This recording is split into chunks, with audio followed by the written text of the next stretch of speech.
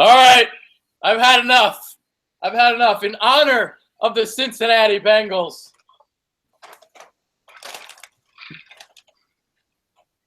oh my God, Philadelphia Eagles, 32-14. It was despicable. It was disgusting. And you know what? Eagles fans, you guys don't deserve to see my face in this show. I'm keeping this on the entire time. Maybe that's a good thing. Mike Owens, Jeremy Burton are both here. I'm Adrian Fedke, and yes, I am literally going to do this entire show looking like this. Yeah, I need one of those bags, man. I've got a beer here. The bag would go right with it. Today's game, I mean, this is just embarrassing. We even have to do this show. It was just such a bad loss. And it's tough to be an Eagles fan right now because it didn't even play a football game today. They shouldn't have even showed up. They should have just forfeited that game if that's how they were going to go out and play. It's like the defense and Jim Schwartz, they're acting like this is the summertime. They're out there hanging out in the lazy river. They're not even playing football at this point. And the offense, well, I mean, Carson Wentz had his worst game of the season, really, showed that he's a rookie, and it doesn't help when he has no one else to throw the ball to. So a lot of times he's just throwing the ball to the other team to at least get a completion somehow, and even got to the point where he had to throw the ball to himself. So it's just an all-around just horrible effort by the entire team. Can't even put it into words. So I understand why you have to put the bag on your head today. It's going to be hard drinking a water with this on. The bag's definitely necessary, man. I mean, I said this in the last show. We were lifeless against Green Bay. We were more lifeless against the Bengals. It was over after the first play. I mean, we allowed them to score on their first 6 drives. We were down so big, so early. Wentz threw the ball 60 times, all right? He had 3 interceptions, could have had 5 interceptions. I mean, all around, all phases of the game. I mean, there's not much more to say. These fundamental mistakes, all the penalties, false starts. Come on, I'm tired of these false starts. It's you know that when the ball's going to get snapped, don't move. I mean, it's got 5 games with more than 10 penalties this year. It's just, I don't even know what else much to say. It's just pathetic effort. Season's definitely over. Doug Peterson said earlier in the week, he said, we're going to find out over the last 5 games who wants to be part of this team, right? Did anybody want to be part of this team today? Anybody? Maybe Paul Turner, maybe Benny Logan. He made some plays today. Brandon Graham made some plays today. But who the hell showed up in Cincinnati? Last year we talked about how the team quit on Chip Kelly. Now we're seeing the same thing this year. So is it the coach or is it the players? Are these players just a bunch of pansies? What's going on here, guys? Well, it's definitely a combination of both, and I think it become official after this game that the Eagles are changing their name to the Philadelphia Pansies because that's what they played like today. They were playing like they had a bag over their heads. It was just a disgrace. I mean, that's not a football team that played today. And, it's so bad that now we have to wait until these later games to actually watch a football game and actually watch good football because what we saw during that 1 o'clock game today was not a football game. It was just a team that absolutely imploded on themselves. And that just showed what you don't want to do in a game. Just so many fundamental errors. And it goes, they don't have the players, but, during the week, it falls on the coaches too. The coaches have to have these guys ready to go. And obviously, whatever plan the coaches have during the week, it's not working when it comes to game day. So it really falls on both the players and the coaches. Yeah, I mean,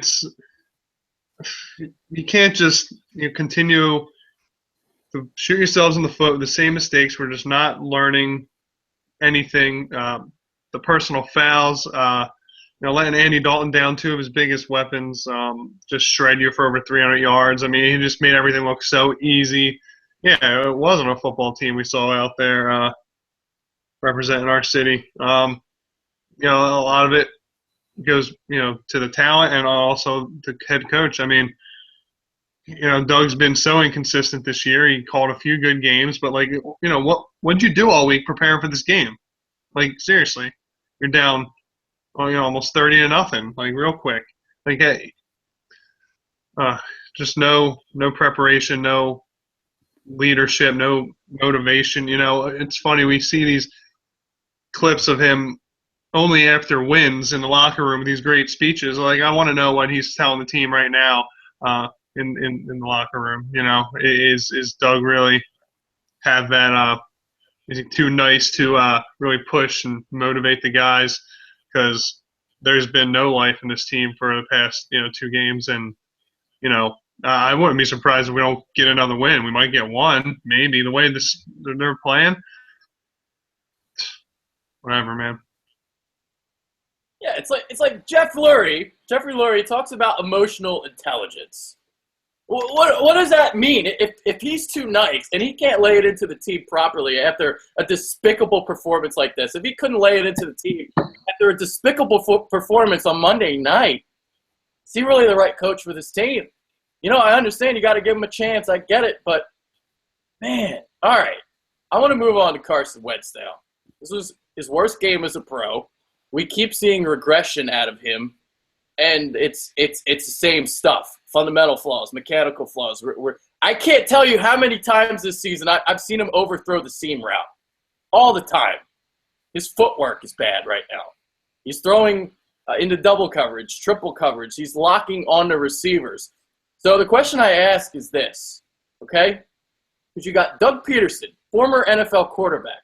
Frank Reich, former NFL quarterback. You got a quarterback coach in John DeFilippo. 3 guys teaching this kid. And nothing is being fixed. He's doing the same things every single week.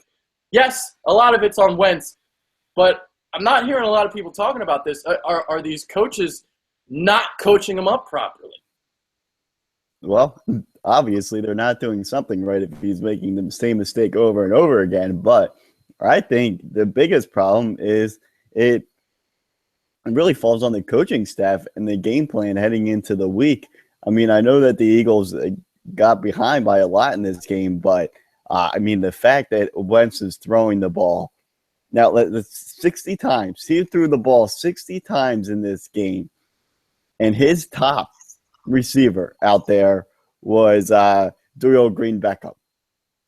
Wow, that's unbelievable. I mean, you can't have a rookie go out there and throw the ball 60 times with DGB being your top option at wide receiver. That says it all right there. They just, they really failed to give Wentz any help. The guy, he's trying to get the ball down the field. He's got that gunslinger mentality, so he's going to continue to try to throw the ball down the field, and he's just having some mechanical issues right now.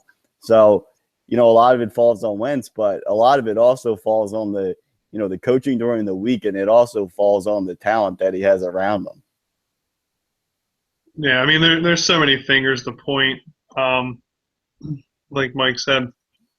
But, this is ultimately going to turn into, Wentz is a rookie quarterback. There's going to be lots of ups and downs. We've seen some nice throws converting third downs, and then tons of bad throws. And you're going to get that when a rookie throws the ball 60 times on the road, against what was like a pedigree defense. They're not as great this year, but, this is the Bengals team that, has been successful over the recent years. Got a lot of injuries this year. But, yeah, you can't have a rookie quarterback throw the ball 60 times. I'm sorry. You're not really helping him. He needs a good balance. You're certainly not giving yourself a chance to win the game if you have to do that.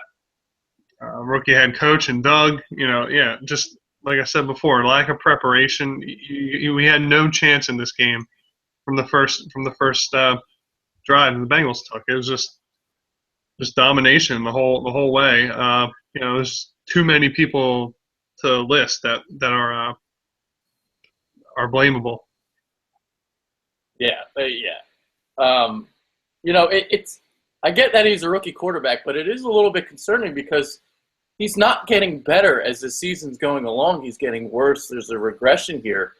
And a lot of it is Wentz, a lot of it is the coaching staff, and then the other third of it is the lack of talent around him. That goes back to Howie Roseman. That during the offseason, you addressed the wide receiver position by signing Reuben Randall and Chris Givens.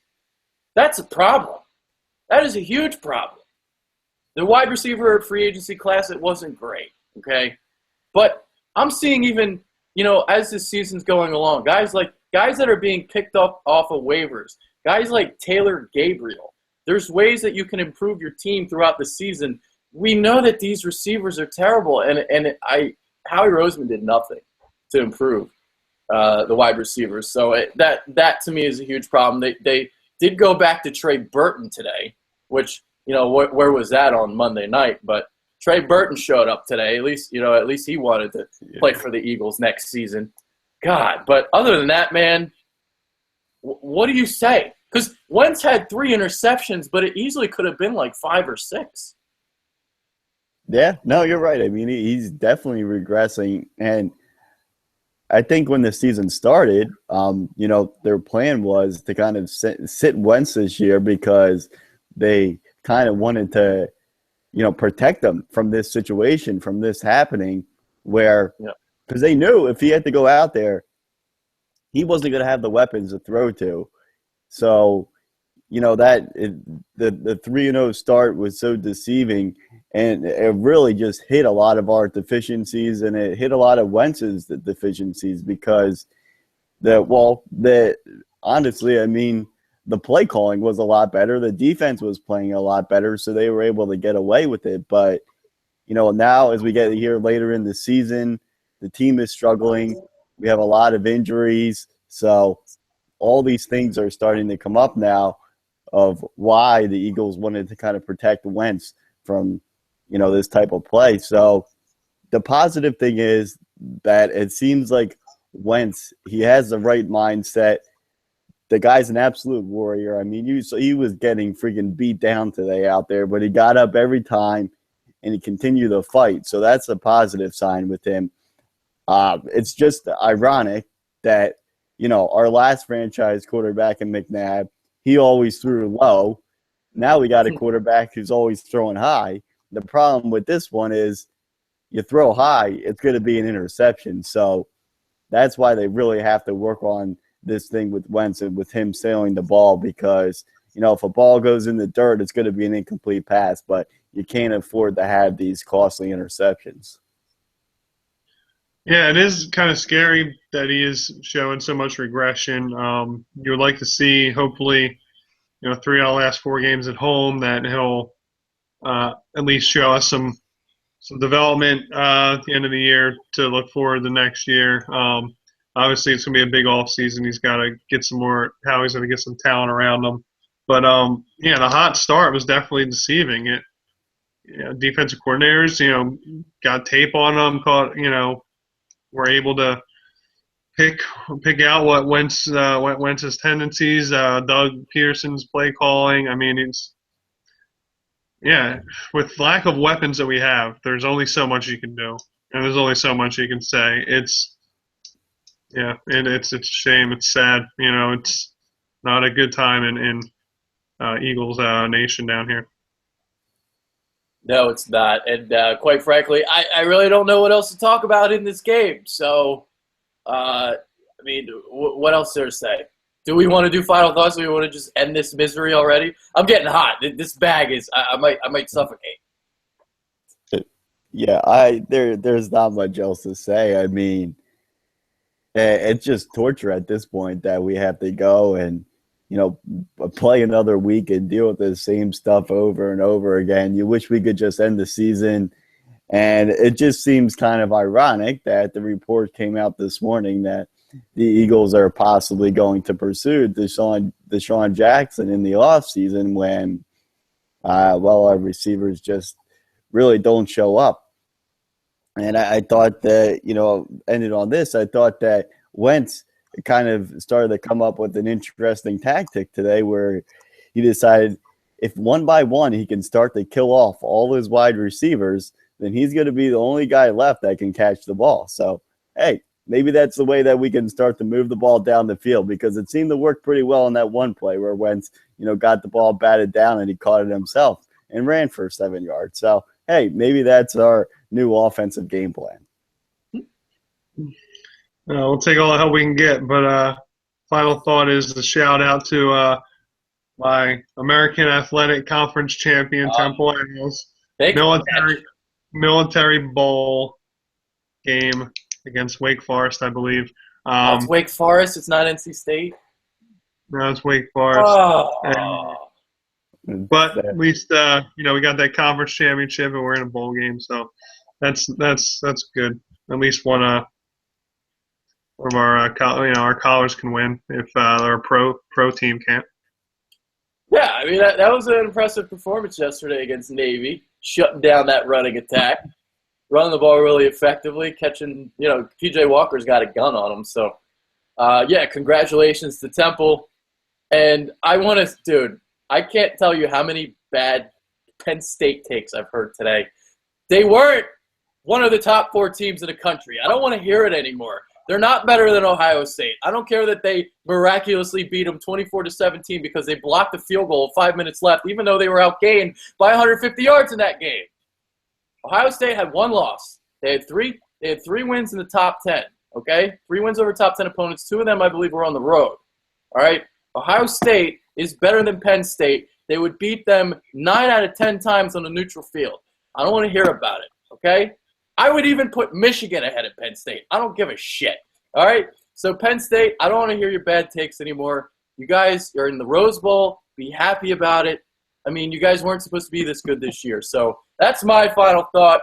I'm taking this bag off because we're talking about Temple now, and they don't deserve to have the bag on when I'm talking about that. So Mike Owens, Jeremy Burton, I'm Adrian Fedke.